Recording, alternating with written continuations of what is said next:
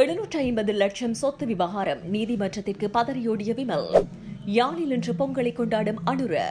அமெரிக்க Iran பதற்றம். கட்டாரில் இருந்து விலகும் அமெரிக்க படைகள். காசாவில் தீவிர பனிப்பொழிவு. உயிரிழப்புகளும் பதிவு. அரசு ஊழியர் சம்பளம் ஓய்வூதியம் தொடர்பில் நடவடிக்கை.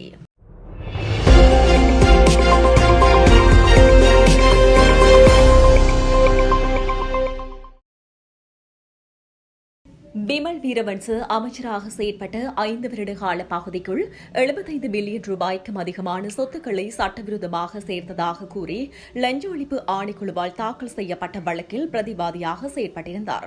குறித்த வழக்கு தொடர்பில் நீதிமன்றத்தில் முன்னிலையாக தவறியதால் பிடியாணை உத்தரவு பிறப்பிக்கப்பட்டது. இந்த நிலையில் கொழும்பு உயர்நீதிமன்றத்தால் பிடியாணை பிறப்பிக்கப்பட்ட முன்னாள் நாடாளுமன்ற உறுப்பினர் விமல் வீரவன்ச நீதிமன்றத்திற்கு பின்னர் முன்னிலையானதாக தெரிவிக்கப்பட்டுள்ளது. முன்னதாக பிரதமரும் கல்வி அமைச்சருமான ஹெரடி அமரசூரியவுக்கு எதிராக விமல் வீரவன்ச உள்ளிட்ட குழுவினர் சத்தியாகிரக போராட்டம் ஒன்றை முன்னெடுத்திருந்தமை குறிப்பிடத்தக்கது. ஸ்ரீலங்கா ஜனாதிபதி அனுரகுமார் திசநாயக்க தைப்பொங்கல் திருநாளான இன்றைய தினம் வடக்கு மாகாணத்திற்கு வருகை தரவுள்ளார். இந்த விஜயத்தின் போது யாழ்ப்பாணம் மற்றும் மன்னாரில் நடைபெறும் பல்வேறு நிகழ்வுகளில் அவர் பங்கேற்கவுள்ளார். இன்று முற்பகல் 10 மணியளவில் மன்னார் மாவட்டத்துக்கு வருகை தரும் அவர் கொண்டையன் குடியிருப்பு காற்றாலை மின்திட்டத்தை தேசிய மின்சார கட்டமைப்பில் இணைக்கும் நிகழ்வை ஆரம்பித்து வைப்பார். இதனைத் தொடர்ந்து நண்பகல் 12 மணிக்கு சவுத் பார்க் காற்றாலை மின்சார திட்டத்துக்கு அடிக்கல் நாட்டுவார். இதன் பின்னர் யாழ்ப்பாணத்துக்கு வருகை தரும் அவர் பிற்பகல் 2 மணியளவில் வேலணை ஐயனார் கோவில் முன்றலில் நடைபெறும் தைப்பொங்கல் விழாவில் பங்கேற்பார். பின்னர் பிற்பகல் 4 மணியளவில் மானிப்பாய் மருதடி விநாயகர் கோவில் வளாகத்திற்குள் வடக்கு மாகாண சுற்றுலா அபிவிருத்தி சபையால் நடாத்தப்படும் பொங்கல் விழாவில் அவர் பங்கேற்பார்.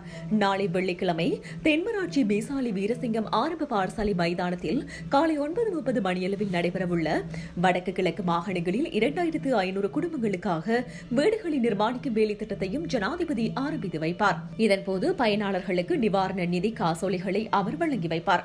பின்னர் நாளைய தின பிற்பகல் 2 மணிக்கு கொக்குவில் தொழில்நுட்ப கல்லூரியில் நடைபெறவுள்ள போதைப் பொருட்களுக்கு எதிரான முழு நாடையும் ஒன்றாக தேசிய கருத்திட்ட நிகழ்வில் ஜனாதிபதி பங்கேற்று சிறப்புரையாற்றுவார் என தெரிவிக்கப்பட்டுள்ளது. ஈரானில் போராட்டத்தில் ஈடுபடும் மக்கள் மீது நடத்தப்படும் வன்முறை ஒடுக்குமுறைக்கு எதிராக அமெரிக்க ஜனாதிபதி டொனால்டு டிரம்ப் ராணுவ நடவடிக்கை எடுத்து பரிசீலித்து வரும் நிலையில் கட்டாரில் உள்ள அல் உடீத் விமான தளத்திலிருந்து அமெரிக்கா மற்றும் பிரித்தானியா தனது படைகளை திரும்பப் பெற தொடங்கியுள்ளன.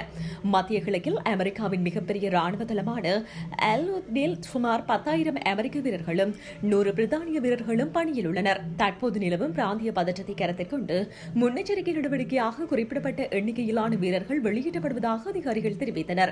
ஈரானில் போராட்டத்தில் ஈடுபட்டு கைதானவர்களுக்கு அந்த நாட்டு அரசு மரண தண்டனை நிறைவேற்றினால் அமெரிக்கா மிக கடுமையான நடவடிக்கை எடுக்கும் என அமெரிக்க ஜனாதிபதி டொனால்டு டிரம்ப் எச்சரித்துள்ளார். இதற்காக ஈரான் பெரிய விலையை கொடுக்க வேண்டியிருக்கும் என தனது சமூக வலைதள பக்கத்தில் பதிவிட்டுள்ளார். இதனிடையே அமெரிக்காவின் இந்த எச்சரிக்கைக்கு ஈரான் கடும் எதிர்வினையாற்றியுள்ளது. அமெரிக்க தாக்குதல் நடத்தினால் பிராந்தியத்தில் உள்ள அமெரிக்கா மற்றும் ஆஸ்திரேலிய ராணுவ நிலைகள் மீது தாக்குதல் நடத்தப்படும் என ஈரான் நாடாளுமன்ற சபாநாயகர் எச்சரித்துள்ளார். ஏற்கனவே கடந்த ஜூன் மாதம் ஈரான் இந்த தளத்தின் மீது ஏவுகணை தாக்குதல் நடத்தியது குறிப்பிடத்தக்கது. ஈரானில் நிலவும் பொருளாதார நெருக்கடி மற்றும் விலைவாசி உயர்வு காரணமாக கடந்த டிசம்பர் மாதம் முதல் போராட்டங்கள் வெடித்துள்ளன. இந்த மோதல்களில் இதுவரை 12 சிறுவர்கள் உட்பட சுமார் 2400க்கும் மேற்பட்டோர் கொல்லப்பட்டுள்ளதாக மனித உரிமைகள் அமைப்பு தெரிவிக்கின்றன. சுமார் 18,000க்கும் அதிகமானோர் கைது செய்யப்பட்டுள்ளனர். இந்த சூழலில் சவுதி அரேபியாவில் உள்ள அமெரிக்க தூதரகம் தனது குடிமக்கள் ராணுவ நிலைகளுக்கு அருகே செல்வதை தவிர்க்குமாறு அறிவுறுத்தியுள்ளது. பாலஸ்தீன காசா பகுதியில் கடுமையான குளிர் மற்றும் தீவிர பனிப்பொழிவு காரணமாக இதுவரை குறைந்தது 5 பேர் உயிரிழந்துள்ளதாக தெரிவிக்கப்படுகிறது. தீவிர பனிப்பொழிவு காரணமாக சில கட்டடங்கள் இடிந்து விழுந்துள்ளதால் மேலும் பலர் காயமடைந்துள்ளனர். இந்த நிலையில் பனிப்பொழிவு மற்றும் கடும் குளிர் தொடர்வதற்கான காரணம் மீட்புப் பணிகளை சவாலான நிலைக்கு உள்ளடக்கியுள்ளன. மீட்புக் குழுக்கள் உடனடியாக பாதிக்கப்பட்ட பகுதிகளில் சென்று உயிரிழந்தோரை காப்பாற்ற முயற்சித்து வருகின்றனர்.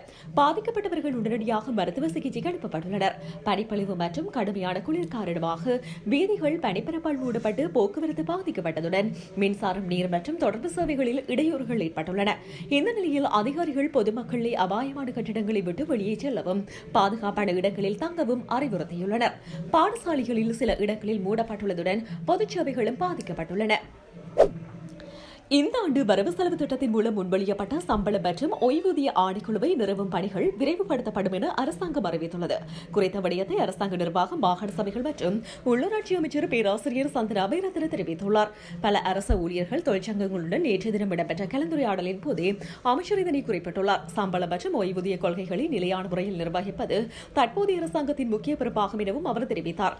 சம்பள முரண்பாடுகள் மற்றும் அரசு நிதி நிர்வாகத்தில் ஏற்படும் சவால்களை கருத்தில் கொண்டு அரசு ஊழியர்கள் மற்றும் ஓய்வூதியதாரர்களின் சம்பளம் மற்றும் ஓய்வூதியம் தொடர்பான பிரச்சினைகளுக்கு தீர்வுகளை வழங்குவதற்காக இந்த சம்பளம் மற்றும் ஓய்வூதிய ஆணைக்குழுவை நிறுவுவதற்கு முன்மொழியப்பட்டது.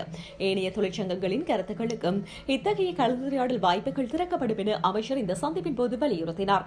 இதன்போது அவசர தேவையை கருத்தில் கொண்டே 2026 ஆண்டுக்கான வரவு செலவு திட்டத்தின் மூலம் ஜனாதிபதியால் இந்த முன்மொழிவு சமர்ப்பிக்கப்பட்டுள்ளது. அமைச்சர்களின் செயலாளர்களுக்கும் ஜனாதிபதிக்கும் இடையில் இடம்பெற்ற கலந்துரையாடலின் போது இந்த ஆணைக்குழுவை நிறுவும் பணிகளை விரைவுபடுத்துமாறு அறிவுறுத்தல்கள் வழங்கப்பட்டுள்ளன. அதற்கமைய ஆணைக்குழு நிறுவப்பட்டதன் பின்னர் அனைத்து அரசு ஊழியர்களும் அனைத்து தொழிற்சங்க வாய்மொழியாகவோ அல்லது எழுத்து மூலமாகவோ தமது விடயங்களை முன்வைக்க முடியும் என அமைச்சர் மேலும் குறிப்பிட்டுள்ளார். பால்மா இறக்குமதியாளர்கள் இறக்குமதி செய்யப்படும் 1 கிலோ பால்மாவின் விலையை நாளை மறுநாள் முதல் 125 ரூபாவால் குறைக்க முடிவு செய்துள்ளனர். அதன்படி 400 கிராம் பால்மா பாக்கெட்டின் விலை 50 ரூபாவாக குறைக்க அவர்கள் ஒப்புக்கொண்டுள்ளதாக வர்த்தக வணிகம், உணவு பாதுகாப்பு மற்றும் கூட்டுறவு மேம்பாட்டு அமைச்சு தெரிவித்துள்ளது. உலக சந்தையில் பால்மா விலை குறைந்து வருவதால் அதன் பலன்கள் நுகர்வோருக்கு வழங்கும் நோக்கில் இந்த முடிவெடுக்கப்பட்டுள்ளது. ஏப்ரல் மாதத்தில் மீண்டும் பால்மா விலையை குறைக்க எதிர்பார்க்கின்றோம் என அமைச்சு தெரிவித்துள்ளமை குறிப்பிடத்தக்கது. 750 லட்சம் சொத்து விவகாரம் நீதிமன்றத்திற்கு பதறியோடிய விமல். யாழில் இன்று பொங்கலை கொண்டாடும் அனுர.